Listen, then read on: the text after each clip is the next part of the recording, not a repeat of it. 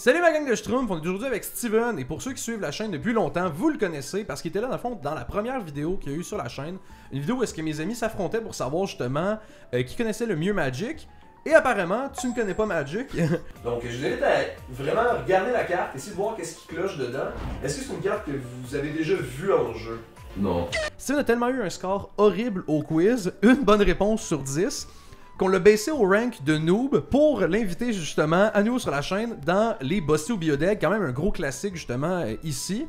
Je te montre des cartes et tu dois évaluer s'ils sont bustés, donc des cartes vraiment très impactantes dans le format, qui soit brisent des archétypes ou qui sont jouées dans beaucoup de decks, ou des cartes qui sont biodeck, biodégradables, donc des cartes qui sont comme pas vraiment jouées, qui sont un petit peu en bas des barèmes standards pour Commander. Donc on se rappelle que Will à l'époque avait fait 3 bonnes réponses sur 5, donc ton but aujourd'hui c'est de battre ça. Est-ce que tu te sens prêt? Pas trop pire honnêtement. Ça fait un peu mal de devenir un noob de Magic après avoir joué quand même un peu. Mais écoute, on va essayer ça aujourd'hui. Ça fait quand même un bout que t'as pas joué Commander, non? On peut commencer. Puis si jamais vous voulez acheter n'importe quelle carte qu'on va parler dans la vidéo, je vous invite à le faire via le Remy Card Trader et vous pouvez utiliser le code ASG10 pour 10% de rabais sur vos singles. Donc Steven, ta première carte. Donc, ok, Otherworldly Escort, 4 mana, 4-3 flash. When Otherworldly Escort dies, if it's not a spirit, return it to the battlefield under its owner's control with 4 charge counters on it. It's a spirit detective. It is no longer a human. Un générique, un blanc tap. Remove a charge counter from Otherworldly Escort. Destroy target creature that dealt damage to you this turn. Est-ce que tu te rappelles c'est quoi Flash? Non. Ok, je suis pas autant un noob. Y a-tu des synergies typo spirit dans le format en ce moment? Oui, il y a des decks qui veulent aller... Ben, t'as joué Millicent pendant un petit bout. Le deck de Spirit... Ouais, ça fait longtemps que j'ai pas joué à Magic. Ouais. T'avais toi-même un deck de Spirit en blanc-bleu, mais je sais que c'est pas tes couleurs que t'aimes beaucoup, mais en tout cas... Ok, 4 mana, c'est un peu... Là, on... Okay. C'est Commander ou Prémoderne déjà qu'on... C'est Commander. Ok, parfait, évidemment. C'est tout pour le format Commander. Je savais. Je voulais savoir si c'était un bon host. Il faut que tu le mettes. Faut qu'après ça, il meurt. Pour qu'après ça, il revient. Puis là, tu peux utiliser son habileté pour enlever une charge pour détruire une créature qui t'a fait du dégât ce tour-ci. Ouais. C'est exact? Ouais, c'est ça. Il faut que tu le tapes, faut que tu payes 2 mana en plus. Écoute, Yobo a quand même un peu de charisme avec sa petite lumière puis tout. Il est définitivement dégueulasse. Quand c'est biodégradable, biodégueulasse. Moi, je pense qu'il est... ça serait malaisant que mon premier si je sois déjà wrong, mais je crois qu'il est biodég. Parce que... Il est trop lent. Je pense qu'il est absurde. 4 mana, tu le ramènes, puis après ça, faut qu'il... I guess... Dès que t'as des synergies de Grave, tu peux le sacrifier relativement facilement. Mais il peut mourir, là je te dis pas ça parce que la carte est bustée ou whatever, mais le fait qu'il ait flash, si quelqu'un t'attaque avec de quoi, tu peux le flasher puis bloquer puis il meurt immédiatement. T'es pas obligé de jouer un deck qui a des sacrifice outlets. Oh! Je sais pas si tu comprends. Mais en même temps, après ça, il revient. Puis là, faut que tu payes 2 mana et tu le tapes pour enlever une charge pour qu'après ça, tu détruis une créature qui t'a fait du dégât ce tour-ci. Mais ça, c'est juste trop de conditions. Je sais pas. Ah non, je sais, c'est biodeg. C'est biodeg? C'est biodeg. Tu lock-in? Je lock-in. Otherworldly Escort, c'est une carte de Murders at Karlov Manor qui est un set très impopulaire. Genre, quand le set est sorti et tout ça, le monde était genre, un retour à Ravnica, c'est dope, on est vraiment content et tout. En fait, non. Genre, le set était vraiment basé sur des trucs de détective et tout ça, puis là, ici, c'est littéralement le cas. Et avant, il y a 2 jours, je ne connaissais pas cette carte-là. Puis je pense qu'à la maison, les gens connaissent peut-être pas non plus la carte. Je trouve que dans l'idée, la carte peut paraître cool de justement, comme je t'ai dit, le scénario, t'es pas obligé de jouer des 50 lettres. Tu joues pour bloquer, il crève, puis là, immédiatement, tu dis aux autres, si tu m'attaques, je peux te péter une créature à chaque tour. L'affaire qui est chiant, c'est qu'il faut que tu te gardes tout le temps 2 mana ouverts pour pouvoir le faire. Faut que tu prévois que les gens vont t'attaquer, puis dès que t'as le 2 mana ouverts, t'as le threat of activation de genre, je peux t'épéter. Sauf que ce qui est désagréable avec ça, c'est que ça force les gens à te all-in pour te tuer, parce que si tu tues, ben tu pourras même pas activer genre, justement l'habilité parce que tu vas être mort. Fait que, il y a ça, je me dis ça peut être cool dans un monde où t'es dans une méthode très lente, où est-ce que tu forces peut-être les attaques dans toi, mais ça devient vraiment très niche, puis comme tu l'as dit, la carte est clunky par justement tous ces coups de mana. À 2 mana, je l'aurais peut-être plus vu, puis le fait que t'aies eu 2 vies dessus, c'est quand même cool aussi, justement dans le deck que tu dis que tu peux peut-être le ramener du cimetière et tout ça, mais un petit peu trop conditionnel pour cette gestion-là. Je pense qu'elle serait jouée s'il n'y aurait pas le keyword la créature a dû te faire du dégât ce tour-ci. Ah non, ça serait vraiment bon, c'était juste 2 mana pour péter une créature. Surtout que tu peux, dans certaines listes, proliferate les charge counters pour justement pouvoir en péter de plus en plus. Juste qu'une créature a dû attaquer ce tour-ci, mais qu'elle doit te faire du dégât. C'est peut-être l'étape de trop en plus qu'il y a 2-3 étapes qu'il faut que tu fasses avant même d'y avoir accès à cette habilité-là. Le scénario que je me disais qu'elle peut devenir vraiment chaîne, c'est si tu lui donnes haste. Donc là, mettons quelqu'un t'attaque avec 2 créatures, t'en bloques une en le flashant, ça tue sa créature ou pas, whatever, la tienne à mort, elle revient. Puis là, mettons, il y a haste grâce à un Anger dans ton cimetière, tu peux immédiatement l'activer et péter l'autre créature. Fait que tu viens de faire comme un 2-for-1, juste que ça t'a coûté 6 mana, c'est quand même bien dégueulasse. Ouais. Fait que, bref, écoute, ben, félicitations, t'es déjà à 1 sur 5, tu te rapproches du score de Will petit à petit. En fait, 1 sur 1, I guess. J'ai dit 1 sur 5, mais bref, en tout cas. Le plus grand des merci aux 5 dieux qui supportent la chaîne, le Règle Little Cracking, Phil, Newin et Saint-Bennett. Et un énorme merci à nos dieux pharaons, Davina Jones et Lynx. On va passer à ta deuxième carte. Okay. Synthesis Pod. Oh, ça, un mana bleu phyrexien. Ouais, ça, tu peux payer un mana bleu ou 2 vies pour le payer. Donc c'est 4 mana. 2 mana, tap, exile un spell que tu contrôles. Target opponent reveals card from the top of their library until they reveal a card with mana value equal to 1 plus the exiled spell mana value. Exile that card, then that player shuffles. You may cast that exiled card without paying its mana cost. Oh, ok. Alors, la carte est quand même un peu... ça prend une deuxième lecture. Ouais, exactement. Jaillit bleu. Ouais. Genre, j'exècre bleu. Si une carte a du bleu dedans, je ne la jouerai jamais. À part celle-là. Ah, pour vrai? Honnêtement, je suis quand même un gars qui va jouer quasiment plus pour l'art de la carte puis la vibe que genre... C'est vrai que l'art est vraiment dope. Mais, ouais, l'art est vraiment beau. Ok, pour maintenant, pas l'investigation, mais l'analyse de la carte. Ouais. Honnêtement, l'habilité est correcte. Exile le spell, tu peux-tu exiler des tokens avec ça? Non, spell, c'est obligé d'être sur le stack. Ok. Fait que ça peut pas être en jeu, parce que sinon c'est un permanent. Oh! Fait que mettons, tu castes un cantrip, genre, je sais pas moi, Brainstorm ou Opt ou whatever, juste un petit spell à 1 mana. Tu payes 1 mana 2 de vie ou 2 mana, tu le tapes. Tu exiles ton spell du stack, donc il va pas arriver. Puis après ça, tu choisis un adversaire qui va révéler des cartes. Tu sens qu'il révèle une carte qui coûte 1 mana de plus que la carte que tu as exilée. Mettons, je caste Brainstorm qui coûte 1 bleu, mais ça. Ouais, exact, c'est ça. Tu payerais 1-2 vie, tu le tapes. Tu peux après ça exiler ton propre Brainstorm, fait qu'il va jamais faire son effet. Exact. Puis là après ça, un opposant, genre pas 1000 de son deck, mais révèle des cartes. Je t'attends qu'il révèle une carte à 2 de mana dans ce cas-ci. Ouais, exact. Puis après ça, tu pourrais la jouer n'importe quand. Exactement. Ah, ok. Puis ça check pas le mana que t'as payé, ça check le mana value de la carte. Fait que si, mettons, tu réussis à réduire le coût de tes cartes, genre, mettons, avec un Treasure Cruise qui a Delve, qui coûte, je pense, c'est 7 et 1 bleu, donc 8. Tu pourrais l'exiler pour là flipper le top de quelqu'un, je que tu révèles de quoi qui coûte 9, mettons. Ah, ok, la carte est déjà plus compliquée que la dernière. Ouais. Ouais, l'habilité a l'air le fun, puis a l'air quand même spicy. Épicé pour les Français. C'est peut-être juste un peu trop, peut-être convoluted. J'ai l'impression que tu vas peut-être, encore une fois, ça prend trop de tempo à aller chercher comme ton payoff, qui est un payoff que... Genre... Tu sais pas trop exactement qu'est-ce que tu vas t'attendre. Tu sais, t'auras peut-être des trucs cool, mais t'exiles ton propre spell pour l'avoir en plus. Fait que au final, tu enlèves ta value certaine d'un Brainstorm, admettons, pour avoir une value potentielle de 2 mana que tu sais pas qu'est-ce que tu vas avoir. Tu vas avoir Arcane Signet. Ça marcherait-tu dans ouais, ça fonctionnerait. Oui. C'est juste ça check pour une carte qui coûte 1 de plus dès que tu le révèles. Fait que dans ce cas-ci, tu flipperais justement prends un Mana Rock ou un Ram Spell ou un Removal ou de quoi. Je pense que c'est pas si incroyable que ça. Je veux dire que c'est Biodeg. Biodeg encore? Ouais. Synthesis Pod, ça fait référence à Birding Pod, que je sais pas si tu connais. C'est une carte quand même assez emblématique du format. C'est 3 et 1 mana phyrexien vert pour une habilité qui est le même design, sauf que c'est 1 mana phyrexien vert. Puis c'est que tu sacrifies une créature pour chercher dans ton deck une créature qui coûte 1 mana de plus.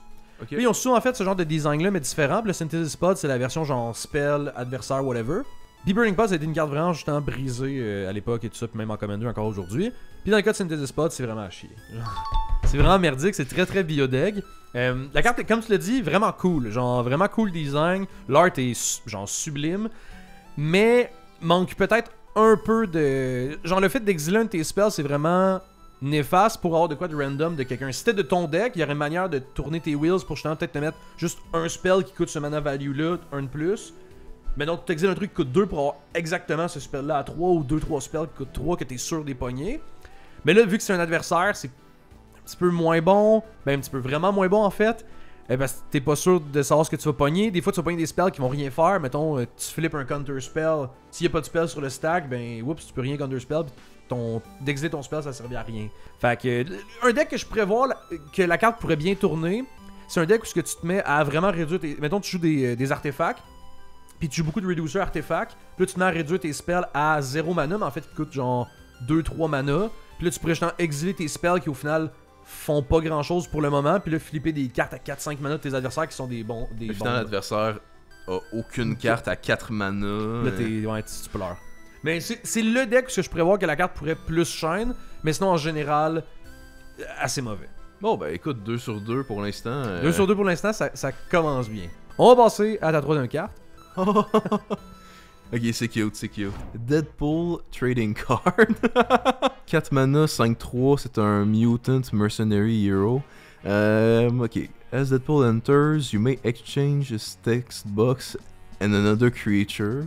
At the beginning of your upkeep, you lose 3 life. Pay 3, sacrifice this creature. Each other player draws a card. Draw me like one of your French cards. Ok, c'est quand même très drôle. Définitivement, je jouerais cette carte. Ouais, ben oui.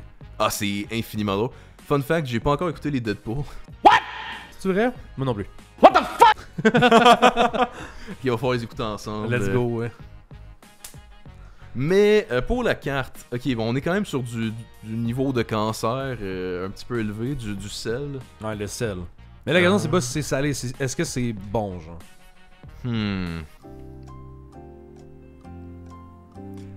Je pense que ça a le potentiel d'être. Ça a le potentiel d'être au moins très drôle. Puis au final, en Commander, qu'est-ce qui est. Genre, c'est le genre de carte qui fait très Commander. Juste, tu rolls du fun avec des amis, tu fais un peu de la merde. Mais est-ce que c'est busté? Mais est-ce que c'est Biodeg? C'est un peu ça le nom de l'émission en fait. Tu chip away un peu de PV de l'ennemi, puis éventuellement il peut payer 3. Je pense qu'il va jamais payer 3 à part s'il voit que ses PV sont en train de descendre trop. Pour que chaque autre joueur paye une carte, ce qui est pas un mauvais effet. Tu joues Rakdos, t'as pas énormément d'effets de draw a card, genre c'est pas mauvais en tant que tel. Mais c'est pas incroyable non plus. Non, effectivement. Mais je pense que... Non, je pense que la carte est Biodeg. C'est un peu weird que si t'as mis genre 3 cartes Biodeg en même temps. Puis là, je réfléchissais en même temps si t'essaies de méta. Genre, putain, c'est juste des cartes Biodeg jusqu'à la fin. Tu veux juste me brainer de genre. Je suis comme, ça veut pas être 4 cartes Biodeg d'affilée. Celle-là, genre, doit être bustée. Puis là, tu me pognes de même. Mais je veux dire que. Biodeg. Je lock-in. C'est Biodeg? C'est Biodeg. Deadpool Trading Card, quand ça a été annoncé justement en Secret Lair, ça venait avec justement d'autres cartes que c'était des reprints, puis c'était la seule carte unique du Secret Lair. Puis quand les gens ont vu la carte, ils se sont tous dit « Hey yo, c'est une Legendary Creature, je veux me le build en tant que Commander, puis en plus c'est du Marvel. » Mais le fait que c'est joué genre en tant que Commander, ça veut pas dire que la carte est bonne. You know? Il y a plein de Commanders qui sont des mauvaises cartes si on veut, dans le 99. Et actually, la première fois que j'ai affronté Deadpool, c'est pendant mon voyage en France. Il y a quelqu'un qui l'avait dans le 99 d'un de ses decks qui était Grixis. Et la carte a vraiment fait le taf. Genre, la carte est vraiment, vraiment bonne. Tu sais, le fait d'échanger son textbox avec de quoi, ça veut tout le temps dire que Deadpool est la meilleure créature en jeu. Parce qu'au final, si quelqu'un a une créature avec un effet vraiment puissant, tu joues ton Deadpool, puis là, c'est pas un tu voles sa créature, c'est tu lui donnes un textbox semi-merdique, de genre il perd un peu de vie puis il peut nous faire piocher, mais toi tu prends son textbox de avoir de quoi de vraiment impactant sa table, puis tout le monde joue des créatures en Commander, dont les Commanders des autres, puis ce qui est vraiment abusé avec Deadpool, c'est que dès que tu te mets à synergiser un peu autour, l'affaire qui est busté à faire avec, puis c'est moi selon moi c'est ça que ça le rend vraiment incroyablement fort, c'est que si mettons tu joues des cartes comme Not Dead After All qui dit que quand ta créature meurt, elle revient en jeu. Tu peux, si t'as des sacs en tête dans ton deck ou des manières que Deadpool il meurt ou tu bloques whatever avec Deadpool, oui.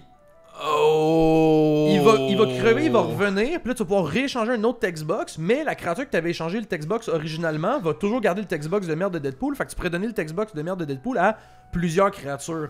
Si tu joues contre quelqu'un qui joue un deck Krenko, non, on fait pas de gobelins cette game-ci. Exact, c'est ça. Fait que tu peux te mettre à vraiment abuser de cette carte-là, puis en faire vraiment comme... En la mettant genre, si tu l'as dans le line-line de ton deck ou comme Commander, ça peut vraiment devenir la pièce centrale de ta liste, puis vraiment te mettre à en abuser, genre. Ok, j'avais pas réalisé. J'étais tellement focus sur l'effet que tu donnes à la carte ennemie. Ouais.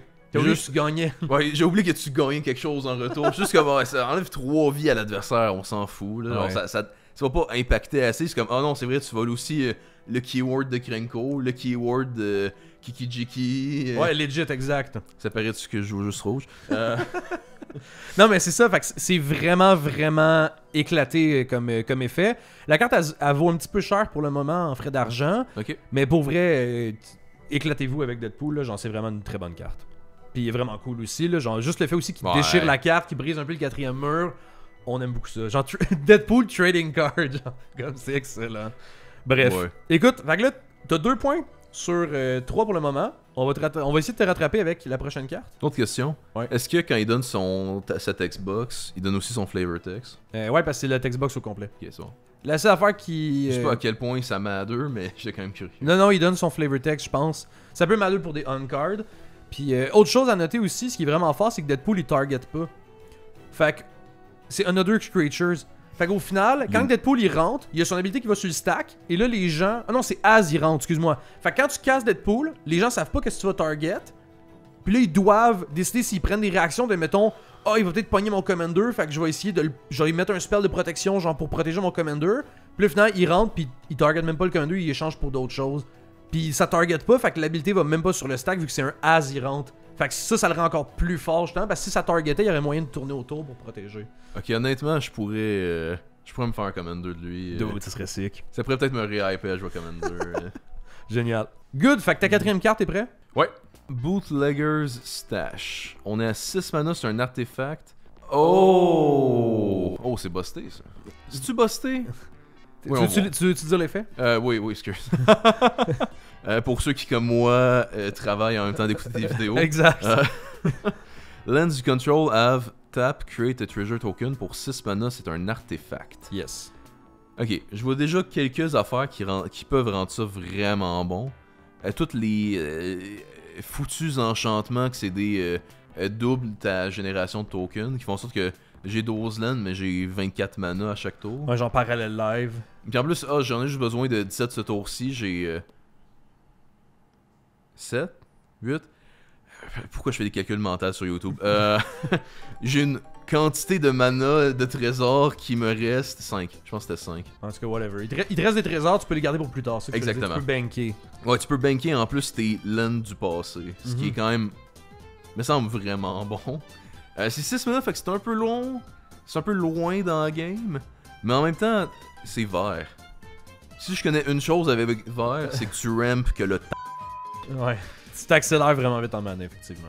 Donc, je pense que je vais juste y aller quand même rapidement, puis juste dire, genre pas trop y penser, juste être comme, c'est busté. C'est clairement busté. New Capenna, c'est un set qui est sorti quand même il y a quelques années, puis je pense que t'as fait des drafts, me semble, de New Capenna, c'est peux-tu? Ouais, je pense que j'en ai fait un. Ouais, en tout cas, tu sais, ça c'est une mythique de New Capenna. Quand la carte a été spoilée, toutes les personnes étaient en mode genre... Bro, c'est brisé, ça va briser le format, c'est genre staple, ça rentre absolument partout. Plein de synergies, comme tu as dit, avec Parallel Live, de juste doubler tes tokens. Des decks qui jouent Academy Manufacture, donc dès que tu fais un trésor, un food, un clou, tu fais les 3 à la place. Le fait de pouvoir banker ton mana, des synergies avec Seedborn Muse, de là tu untapes tes permanents, fait que là tes lands te bank encore plus de trésors par rotation que tu peux utiliser plus tard. Puis là tu vas me dire que c'était vrai tout ça, right? Mais finalement... la carte a passé de vraiment genre héros, de genre ça va briser dans le format, à il y a pas tant de packs qui veulent cet effet-là. Dans certains decks, ça va vraiment être une très bonne carte, mais c'est des decks assez niches. Puis c'est même pas genre je te le dis, c'est vraiment très très rare que la carte shine dans un pack, dans un deck genre. Fait que au final, la carte est genre c'est plus la carte au final dans ces decks-là est quand même pas pire. Mais c'est plus l'aspect que la carte a tellement été hypée puis finalement est vraiment plus mauvaise qu'expected qui la rend. C'est ça qui la rend biodeg au final. Fait que, Je me ouais. suis hypé moi-même à la carte. Ouais, puis ça aussi, il faut que tu dises que tu fais quand même un investissement de 6 mana souvent pour que ce tour-là, tu fasses rien. Puis c'est sur les tours d'après que là, au final, si t'as pas vraiment de synergie, tu payes 6 mana pour faire 6 trésors, donc ça revient au même. Puis là, c'est l'autre tour d'après que là, si t'as gardé tes trésors, là, tu peux faire un gros tour explosif, genre. Ouais, là où à la place, t'as plus juste qu'à caster Rishkar Expertise. Puis j'ai des cartes ou juste Ouais. refaire un spell de ramp. Fait que sans synergie, la carte est vraiment pas bonne. Puis avec synergie, c'est correct. Genre, ça peut devenir bien. Fair enough. Fait que, ouais, on est à 2 sur 4 pour le moment. Là, ta dernière, si tu veux égaliser le score à Will, c'est ta chance. Il faut absolument que tu l'aies, sinon tu bats malheureusement pas Will.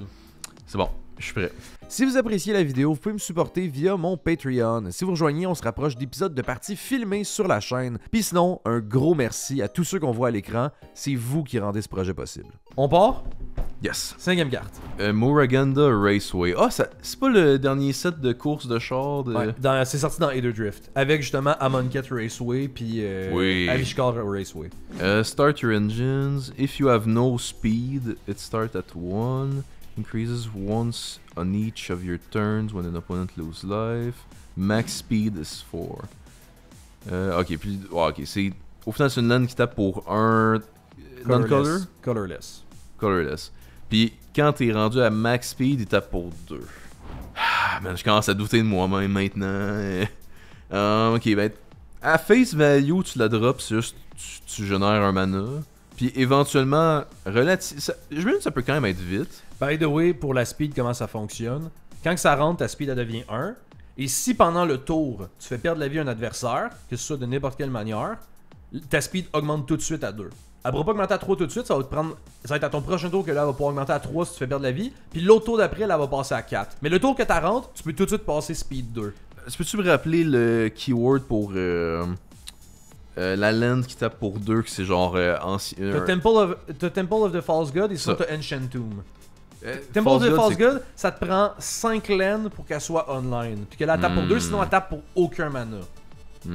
Puis Ancient Tomb, ça c'est busté, c'est tu la tapes, tu perds 2 de vie, mais elle fait 2 mana colorless tout de suite. Ok. C'est potentiellement un petit peu plus reliable que False God. Temple of the False God, ouais. Genre au final, tu sais, si tu la drops T1, T2, T3, t'es pas batté de juste j'ai une land qui tape pour rien puis j'ai aucune autre land dans ma main. Ouais. Genre, t'auras pas ce niveau de malaise là. Mais je pense que False God est quand même plus facile à enabler peut-être. Genre plus facile à aller reach qu'est-ce que t'as besoin. Ouais. Là où ça, alors c'est quand même un petit peu plus compliqué puis tu sais ton payoff c'est tu tapes pour 2 ce qui est c'est bon puis ça t'avance un petit peu plus dans tes plays que tu veux faire mais oh non, je veux vraiment avoir le 3 sur 5 là. Ok, je pense que ma première intuition c'est genre ça sonne bien mais en pratique c'est pas si useful que ça. Genre c'est pas si pratique parce que faire perdre la vie à un opponent ou un opponent lose life. Ouais. Genre c'est un petit peu plus dur comme keyword d'aller chercher que juste avoir 5 lands sur le field. Donc c'est pas mal plus dur. Genre, il y a plein de paramètres qui peuvent faire en sorte que finalement ta land fait juste un mana jusqu'à tour 6-7, puis rendu là, t'aurais voulu juste avoir un swamp. Ouais. T'aurais préféré avoir des couleurs, c'est ce que tu dis. Ouais, exactement. Non, spécifiquement un swamp. Parce que les Island Walks sont trop dangereux dans le format. Exact, c'est ça fait juste trop peur. Je pense au tout début, j'aurais voulu dire que c'est busté. Ta première intuition c'était busté, puis là tu t'enlignerais plus pour Biodeg. Je pense qu'on va dire c'est Biodeg, puis je vais espérer avoir le 3 sur 5. Tu lock? Je vais lock, puis je vais me préparer à entendre ta voix cinématique d'expliquer le lore de la carte. Donc en gros, dans le format. Dans Aether Drift, il y a justement 3 Raceway qui sont sortis. T'as Amonkhet Raceway, Avishkar Raceway, puis Moraganda Raceway. Les 3 ont le même truc, de start your engine quand t'es max speed et fait plus, puis sinon la laine tape pour du colorless. Amonkhet, elle permet de la tape pour donner haste à une créature. Oh! Si t'as full speed, si t'es max speed. Avishkar, c'est du loot, fait que tu piges des fausses quand t'es max speed. Puis Moraganda, c'est le Ancient Tomb Effect, la Temple of the False God, de tu produis 2 mana au lieu de bien qu'un. Quand le set a été annoncé, tout ça, Amonkhet Raceway était quand même assez hype. Un Haste Enabler sur un land, c'est vraiment bon. Et genre, les Utility Lands, ils en sortent tout le temps à chaque set. Puis à chaque fois, il y en a tout le temps une ou deux qu'on réussit à grab pour nos deck Commander. Et Moraganda aussi avait beaucoup d'expectations pour la carte et tout ça. Genre, le fait d'avoir un Ancient Tomb sur une land qui allait clairement être budget, vu que c'est juste une rare d'un set qui est un peu qui est un peu pourrie, disons. Je pense que la carte est correcte. Genre, elle peut rentrer dans certains packs et tout, mais dans son fond, je pense qu'elle est biodeg. Yes! Genre, principalement parce que... oui, c'est meilleur que... Moi, je pense que c'est meilleur que Temple of the False God. Il y a beaucoup de decks qui peuvent l'enable genre assez vite. Il faut que tu penses au coût d'opportunité de la carte, que si tu joues dans un deck 2-3 couleurs, c'est un land colorless qui t'empêche de jouer d'autres lands colorless, vu que tu peux pas en jouer 12 000 des lands qui tapent juste pour pas de couleur. Puis, l'effet va devenir bon, mais comme tu l'as dit, des fois, un peu trop tard. Genre, tu sais, si tu la drops tour 1, tu tomberas pas speed 2 au tour 1, vu que tu pourras pas faire perdre de vie tour 1. Fait que ça va être au tour 2, peut-être que tu vas jouer une créature pas haste. Tour 3, là, tu vas attaquer, tu vas passer speed 2. Tour 4, 5, fait que là au tour 5, là, il est enable. C'est comme ton Temple of the False God au final si t'as pas ramp, maintenant. Genre, c'est un peu mid, pis ça, c'est dans le cas où est-ce que t'as droppé vraiment early game. Si t'as droppé, maintenant tour 1, 2, 3, disons. Mais si t'as pige plus tard, oui, c'est un land colorless, fait que c'est pas handicapant. Mais est-ce que ton deck en bénéficie tant que ça? C'est plus ça la question. Genre, c'est plus. C'est pas un coup de genre, ah, la carte est mauvaise ou est bonne, c'est plus. Ça te coûte une carte dans ton deck que tu prends autre chose à la place. Je pourrais même faire le wild guess de dire que prends Amonkhet Raceway, c'est le meilleur. Amonkhet Raceway, je pense que c'est peut-être slightly plus jouable quasiment que Muraganda. Perso, je la jouerais plus dans un deck le Muraganda, mais encore une fois, c'est peut-être un hot take pour certains. Mais c'est juste, la carte avait été quand même hypée, puis finalement, en playtestant un peu la mécanique de Start Your Engine, ça paraît un poil trop lent en Commander pour que cette carte-là soit vraiment genre... Fait que c'est bio-deck. Fait que c'est bio-deck, comme j'ai dit. Fait que tu finis avec un score de 3 sur 5, tu égalises Will. Tu pourras te rattraper dans de futures vidéos. Puis comme d'habitude, si jamais vous avez aimé le contenu, ben s'il vous plaît, abonnez-vous à la chaîne. Vous allez avoir plus de Steven, plus d'invités, plus de gens cool qui sont là. Puis droppez un like, c'est super important. Puis écrivez en commentaire secrètement quelle carte que vous voudriez que je fasse en bossé au biodeck à des beginners et ou à des joueurs de d'autres jeux de cartes. Je vais prendre vos suggestions. Puis je vais m'assurer qu'ils checkent pas les commentaires, sinon ils vont avoir déjà les réponses. Ou écrivez pas en fait si c'est bossé au biodeck, faites juste écrire le nom des cartes. Puis sinon, ben on se dit à la prochaine, ma bande de Schtroumpfs. Oubliez pas de vous abonner à ma chaîne aussi. Vous voyez ici la carte tous. Ah non, tu connais pas la carte? Non. C'est un écureuil, c'est cool. Ah. Non! C'est clair qu'aujourd'hui on se fait pas un point là. Ou Bon, je vais en faire un. Tu le vois, hein? Comment tu sais la réponse? I just know it. Garuk. Je le savais, man. Juste meilleur.